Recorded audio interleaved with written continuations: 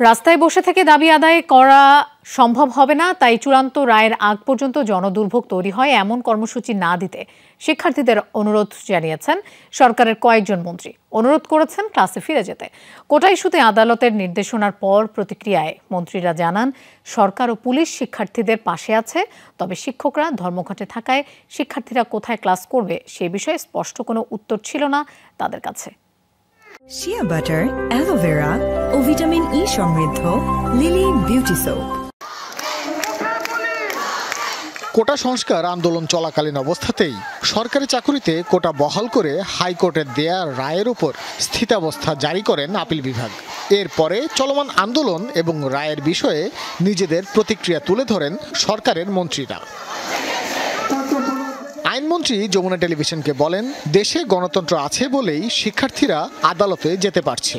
আশা সেখানেই তারা যৌক্তিক ও ন্যায্য বিচার পাবেন। আমাদের দেশে গণতন্ত্র আছে বলেই তারা আদালতে গেছে, আদালত জিনিসটা বিবেচনা করবে। আমার বিশ্বাস যৌক্তিক ন্যায্য বিচার আদালত করবে এবং আমি অনুরোধ করব ছাত্রদেরকে যে ছাত্রদের যে কাজ লেখাপড়া করা সেটা করার জন্য। দুপুরে দলের এক আলোচনায় স্বরাষ্ট্রমন্ত্রী বলেন, তরুণ প্রজন্মের সাথে সরকারের বিরোধ নেই।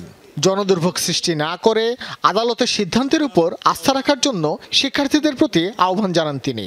আপনারা ধৈর্য ধরে, আপনাদের আইন শৃঙ্খলা বাহিনী কিংবা দেশের সরকার আপনাদের বিরুদ্ধে নয়, আমরা আপনাদের শক্তিতেই শক্তিমান। আপনারা ভবিষ্যৎ প্রজন্ম আপনাদেরকে দেশকে নেতৃত্ব দেবেন। আপনাদের ধৈর্য, আপনাদের জ্ঞান, আপনাদের সবকিছু থাকতে হবে। আপনারা এইরকম ভাবে যদি রাস্তায় বসে পড়েন তাহলে তো জনগণের দুর্ভোগ হবে। আপনার বাবা মা, আপনার আত্মীয় স্বজনও সেই দুর্ভোগে পড়বেন।